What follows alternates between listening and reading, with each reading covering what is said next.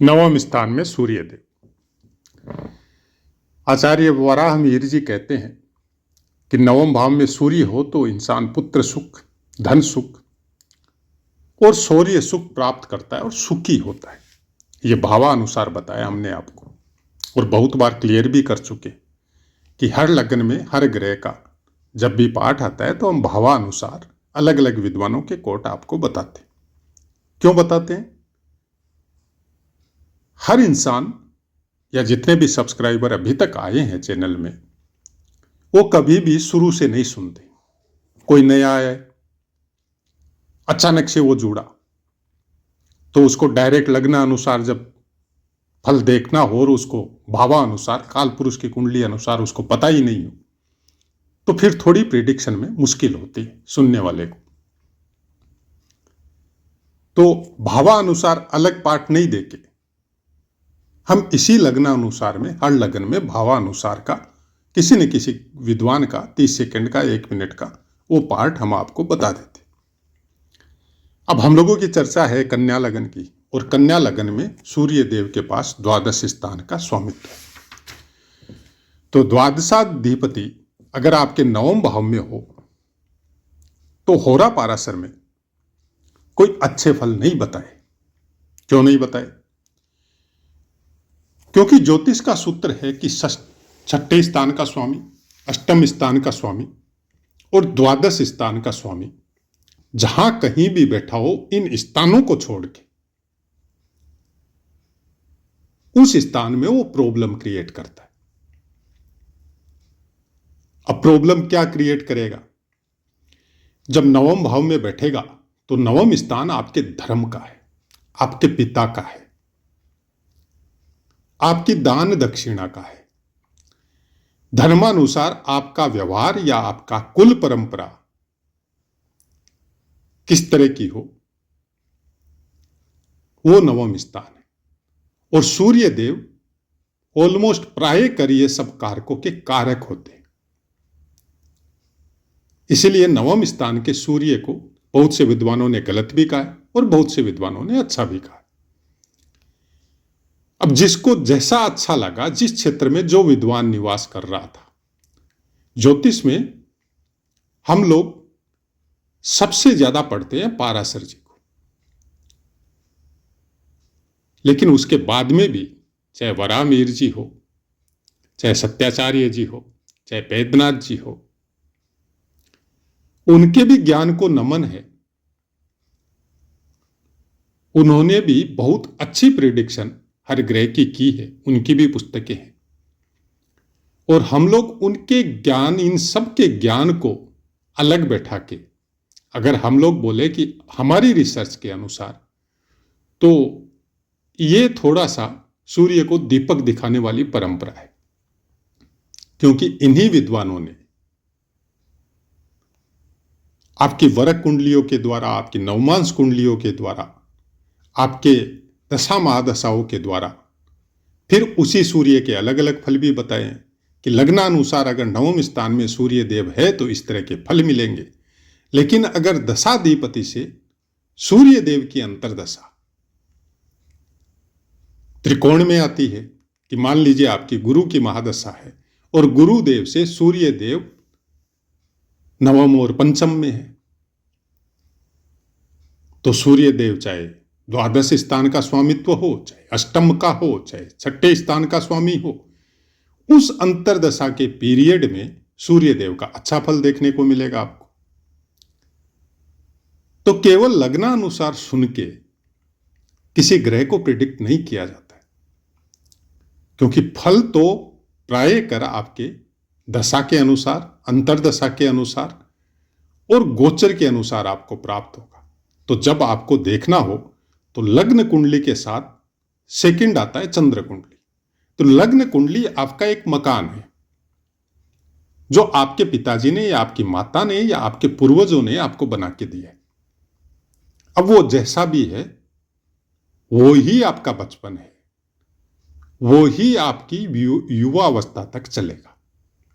ये है लग्न कुंडली। चंद्र कुंडली, चंद्र कुंडली यह है कि आप उस मकान को किस तरह से रखते हैं। आप उस मकान को छोड़ देते हैं या आप उस मकान को मॉडिफाई करते हैं, उसमें पेंटिंग वगैरह, डेंटिंग वगैरह वो सब करवाते हैं, फर्नीचर चेंज करते हैं, थोड़ा सुंदर बनाते हैं, या फिर उससे भी घटिया बना देते हैं। वो चंद्र कुंडली है। भौतिक शरीर के लिए जो भी सुख आपको चाहिए, क्योंकि चंद्रमा को, मन को सुख चाहिए। क्या चीज का सुख? जो मन में आया वो कर लो, कि जिसकी जैसी हैसियत है वो अपने मन के अनुसार वैसा करता है। तो उसके लिए भगवान ने क्या किया कि आपको पेट बना दिया। अब सबसे पहले चिंता तो हो गई भोजन की। सुबह खाया तो दोपहर में खा ली, दोपहर में खाया तो रात में खा ली। तो आदमी अपनी पूरी जिंदगी उसी के पीछे दौड़ते रहता है। और जिसका पेट भरती है, खाने की कमी नहीं है, तो फिर वो दूसरा सुख लगा दिया उसके साथ, काम वाला। वो काम सुख में दौड़ते रहता है। वो भी पूर्ण है, संपूर्ण है, तो फिर वो अलग अलग भोगों की प्राप्ति के लिए अपनी अलग अलग यात्राएं करता है। समाज में नाम चाहिए, गवर्नमेंट में उच्च पद चाहिए, बड़े बड़े मंत्री या नेताओं से हमारा लिंक होना चाहिए, सब आके हमको पूछे, हमसे राय ले, हमको सम्मानित करे, हर मंच पे हमको बुलाया जाए। तो फिर वो भौतिक सुखों की एक लंबी श्रृंखला है और अपना जीवन वो प्राहिकर उसी में लगाते रहता है। तो अलग अलग कुंडलियों का अलग अलग इफेक्ट होता है आपके ऊपर। तो कभी भी लग्न कुंडली को सुन के आप अगर उसको अच्छा सुना तो बहुत ज्यादा प्रफुल्लित होना, और बुरा सुना तो बहुत ज्यादा डीप थिंकिंग में जाना कि अब तो हमारा कुछ हो नहीं सकता। ये केवल समझाने का तरीका है कि आप कुंडली को किस तरह से प्रेडिक्ट करें, किस तरह से समझे। सब चैप्टर एक साथ कभी भी छोटे से वीडियो में नहीं बताया जा सकता। सूर्य देव नवम स्थान में बहुत योग कारक होते हैं, लेकिन क्योंकि द्वादश का स्वामित्व है तो वो कोई भी कुल परंपरा के ऊपर तब तक नहीं मानेंगे जब तक खुद का एक्सपीरियंस नहीं होगा। ये काट छांट करेंगे। यहां पे कोई गलत चीज अगर है और उनको समझ में नहीं आ रही है तो उसको नहीं मानेंगे। आपको तर्क के साथ, आपको अच्छे वक्तव्य के साथ ऐसे बच्चों को समझाना पड़ता है। अब हम लोग किसी धर्म में हैं और उस धर्म का ज्ञान हम लोगों को ही नहीं है परिवार में, और बच्चा आ गया परिवार में सूर्य देव नवम लेके कन्या लगन वाला, तो आप उसको समझा नहीं सकते। तब फिर वो दूसरे धर्मों के चक्कर में, साथियों के चक्कर में, फ्रेंड के चक्कर में, कोई अलग धर्म में उसको अच्छे से किसी ने समझा दिया तो फिर वो अपने धर्म के प्रति इतना ज्यादा उदार नहीं रहेगा। क्योंकि जो अपने धर्म के लिए उसको समझाएगा वो समझाने के बाद में आपके धर्म की क्रिटिसाइज करेगा, और क्रिटिसाइज करने का एक्सेप्टेंस तब होगा जब आपको अपने धर्म का ज्ञान ही नहीं है। तो जिस भी धर्म में आप पैदा हो उसका डीप नॉलेज या उसका प्रिलिमिनरी नॉलेज आपके पास होना चाहिए। आपके घर में पुस्तकें मिलेगी, आपके घर में और भी कई तरह के चीजें उस धर्म से कनेक्टेड आपको जरूर मिलेगी, तो उसका अच्छे से ज्ञान लीजिए और उसके बाद में आगे बढ़िए।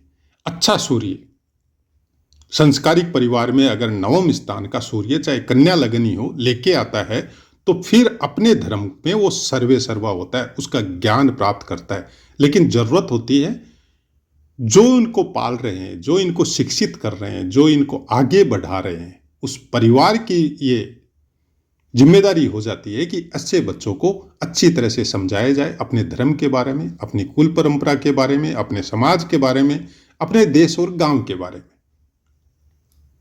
जब अच्छी तरह से इनको समझा दिया तो फिर ये सूर्य वैसी प्रोग्रेस करवाता है जैसी आप सोच भी नहीं सकते। ऐसा सूर्य अपने धर्म से पुष्ट होके, पूरी तरह मैच्योर होके ये फिर आगे की यात्रा करता है और फिर उस नाम को विदेशों तक में फैला सकता है। क्योंकि 12वां स्थान विदेश का है, 12वां स्थान आपके लग्न का व्यय है। तो लग्न अगर पुष्ट है, अगर सूर्य का स्वास्थ्य अच्छा है, सूर्य का धर्म स्थान में बैठा है तो धर्म अच्छा है, उसके प्रति आपकी इम्यूनिटी अच्छी है, उसके प्रति आपके विचार अच्छे हैं, तो फिर उस चीज का खर्चा वो विदेशों तक करेगा। खर्चा करेगा तो नाम बढ़ेगा, नाम बढ़ेगा तो सम्मान होगा आपका। तो नवम स्थान में सूर्य देव कन्या लग्न वालों को यही बता रहा है, और सबसे ज्यादा बता रहा है उसको पालने वाले परिवार के बारे में। यहां पर सबसे ज्यादा जिम्मेदारी उस बच्चे की नहीं है जितनी ज्यादा जिम्मेदारी उस परिवार की। तो हमारा आप सबसे यही कहना है कि अपने घर में कोई अगर नवम स्थान का कन्या लगन है और नवम स्थान का सूर्य लेके बैठा हुआ है, वृष राशि में सूर्य बहुत बलवान होता है, क्योंकि सूर्य स्थिर ग्रह है, स्थिर कारकों का स्वामित्व है उसके पास। वो जो भी चीज देगा आपको स्थिर देगा, मान भी देगा तो स्थिर देगा, अपमान भी देगा तो स्थिर देगा। मतलब सूर्य वो ग्रह है जो किए हुए कामों को भूलता नहीं है। सूर्य बलवान वाले इंसान के साथ अगर आप चीटिंग करते हैं तो ये मरते दम तक उसको नहीं भूलता है। अच्छा सूर्य स्वाभिमान होगा, ईगो नहीं होगा। और थोड़ा सा भी सूर्य डिस्टर्ब हुआ तो स्वाभिमान के बाद में उसका अभिमान कन्वर्ट हो जाता है। फिर वो प्यार से या और कोई तरीके से, जैसे भी जो जैसा मानता है उसको वैसे ही समझाता है। वृष राशि में कृतिका नक्षत्र का दूसरा, तीसरा और चतुर्थ चरण आता है, जिसका स्वामी तो सूर्य देव के पास है। वृष राशि का स्वामी राशि अनुसार शुक्र देव है, और सूर्य और शुक्र की कोई मित्रता नहीं है। उसके बाद में रोहिणी नक्षत्र के चारों चरण आते हैं, जिसका स्वामित्व चंद्रदेव के पास है। कोई शत्रुता नहीं है चंद्रमा के साथ सूर्य की। उसके बाद में मृगशिरा नक्षत्र का पहला और दूसरा चरण आता है, जिसका स्वामित्व मंगल देव के साथ है। सबसे ज्यादा मित्रता है, क्योंकि सूर्य के पूरे काम मंगल ही करता है। सेनापति का दर्जा प्राप्त है, और राजा के पास सेनापति मतलब सूर्य की हर आज्ञा का पालन करना। लेकिन राशि अनुसार शुक्र देव है, और शुक्र और सूर्य की ज्योतिष शास्त्र में मित्रता नहीं बताई गई। बड़ा डीप विषय है, क्यों नहीं बताई गई, बहुत बार क्लियर किए हैं हम इस बात को कि शुक्र क्या है, सूर्य क्या है, मित्र क्यों नहीं बताया जाता। यह समझने के लिए आपको ज्योतिष के मूल में, प्रस्तावना में ही अवतारों की कथा का श्रवण करना चाहिए, और उसके बाद में डीप थिंकिंग करना पड़ेगा आपको ज्योतिष के बारे में कि ज्योतिष है क्या। क्या आपके रोजमर्रा की जरूरतों को पूरा करने के लिए ज्योतिष है?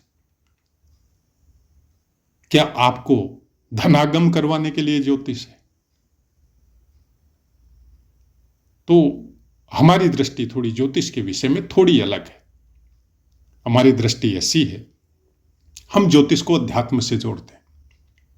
हमको पता है कि हमारे प्रारब्ध में इस भौतिक शरीर को हमको अपनी कुंडली अनुसार ये तकलीफें भोगनी है। ये मेरा प्रारब्ध है, तो हमको भोगनी है। अब कुछ ग्रह ऐसे भी हैं जो तीसरे में बैठे हैं, एकादश में बैठे हैं। वो बोल रहे हैं कि अपने प्रारब्ध को तुम चेंज कर सकता है, केवल कुछ कुकर्म करने पड़ेंगे, तो तुम्हारे शरीर के भोगों के लिए तुमको इतनी ज्यादा मात्रा में धन या सुख के साधन प्राप्त होंगे, और उसको तुम आराम से अपने जीवन में भोग करके सब कुछ प्राप्त कर सकते हैं। लेकिन जैसे ही ज्योतिष की एक्चुअल दृष्टि उन सब ग्रह और कारकत्वों पे पड़ती है, वो उनको मना कर देता है। मना कर देता तो भोगो भाई। भोगने में प्रॉब्लम क्या है?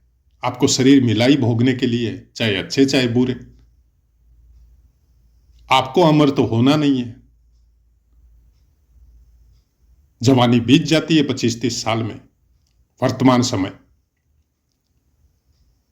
उसके बाद में ज्यादा से ज्यादा आप 30-40 साल और समझ लो। वर्तमान समय तो थोड़ा और ही अलग चल रहा है। आजकल एक नई बीमारी बहुत ज्यादा प्रचुर मात्रा में देखी जा रही है, कार्डियक अरेस्ट। 1 मिनट का भी टाइम नहीं देता है। तो चले जाओ ना। ज्योतिष बोल रहा है कि गलत कर्म क्यों करते हो? भोग लो, भोगने के लिए ही तो बना है शरीर। क्या बिगड़ेगा? कुछ नहीं बिगड़ेगा। धन नहीं है तो नहीं है, भूखा थोड़ी ही मारेगा भगवान। गलत रास्ते क्यों अपनाने? आज हम ज्योतिष को, इस चैनल की आभा मंडल को, क्योंकि हमारी कुंडली में राहु योग कारक है, आभा मंडल को थोड़ा भ्रमिक वातावरण में बना के आपके सामने परोस देते हैं, और हम कन्फर्म है व्यू और सब्सक्राइबर दुनिया भर के बढ़ेंगे, और उससे हमको धन की भी प्राप्ति होगी। फिर हम प्रोफेशनल भी बन जाते हैं आपकी कुंडली देखने के लिए। शुरुआत में नॉमिनल फीस लगा देते हैं, तो आराम से खर्चा चलेगा और बहुत अच्छी तरह चलेगा। लेकिन क्या हमारा भला होगा? नहीं होगा। ज्योतिष बोलती है तुम्हारा भला नहीं होगा। तुम उस अष्टम स्थान में गिरोगे जाके जिस स्थान में कितने जन्मों तक आवागमन बना रहेगा कर्मों का भोग भोगने के लिए, और भोगते रहना जीवन भर, कभी किसी जन्म में, कभी किसी जन्म में, कभी किसी के जन्म में, कभी कौन सा पशु, कभी कौन सा पक्षी। ये प्रताड़ना जीवन भर भोगते रहो फिर, और आने वाले कई जीवन तक भोगते रहो। तो ज्योतिष उसी के लिए बना है। ज्योतिष आपको समझा रहा है कि यह दंड विधान है प्रकृति का। जब आप ज्योतिष को डीपली अध्ययन करते हो तब आपको वेद समझ में आता है। इसलिए ज्योतिष को वेदों की दृष्टि या आंख, ज्योति, वो बताई जाती। जब तक ज्योतिष का डीप नॉलेज आपको नहीं होगा, गहरे रहस्यों का आपको पता नहीं चलेगा, तब तक वेद समझ में नहीं आएंगे। और अगर ज्योतिष के रहस्य आपके समझ में आने लग गए तो फिर वेद पढ़ने की जरूरत नहीं पड़ेगी। फिर वेद आपको रामचरितमानस ही समझा देगी, क्योंकि सब वेदों का सार है रामचरितमानस। तो ऐसा है मित्रों, ये भाग्य स्थान में बैठा हुआ सूर्य देव वृश्चिक राशि तीसरे स्थान पे दृष्टि डालता है, पुष्ट कर देगा उस स्थान को। शारीरिक बल या बाहुबल या पराक्रम इतनी ज्यादा मात्रा में बढ़ा देगा, आपका विल पावर या आपकी इम्यूनिटी इतनी ज्यादा मात्रा में बढ़ा देगा कि सही तरीके से अगर आपने उसको यूज नहीं किया तो उसका मिस यूज आपके शरीर में काम के प्रभाव को बढ़ा देगा, क्योंकि वो काम त्रिकोण है और काम त्रिकोण का पहला स्थान है। तीसरा स्थान पराक्रम का है। उस पराक्रम के द्वारा, उस बल के द्वारा आप बहुत अच्छी अचीवमेंट कर सकते हैं, चाहे सत्ता में, चाहे आप व्यापार में, चाहे आप नौकरी में, चाहे आप धर्म ध्यान में, चाहे आप वेद शास्त्रों का अध्ययन में, क्योंकि बल इतना ज्यादा होता है। सूर्य तीसरे स्थान पे दृष्टिगोचर करना या खुद प्लेस होना इतनी ज्यादा उष्मा या इतनी ज्यादा गर्मी आपके शरीर में बढ़ा देता है कि उस बल को यूज करना बहुत जरूरी है, और वो भी सही जगह में। अगर आप खेल कूद में, कोई भी तरह का खेल जो आपको पसंद हो, उसमें अगर आपने यूज करना शुरू कर दिया तो आप बहुत अच्छा नाम करेंगे। अगर गलत, क्योंकि ये फ्रेंड सर्कल का भी स्थान है, इष्ट मित्रों का भी स्थान है, भाई बहनों का भी स्थान है, तो गलत संगति पकड़ लिए तो फिर गलत रास्ते खुल जाएंगे। तो आशा है मित्रों पाठ समझ में आया होगा। आप अपनी वाणी को विराम देते हैं, आपसे आज्ञा लेते हैं। जय माता।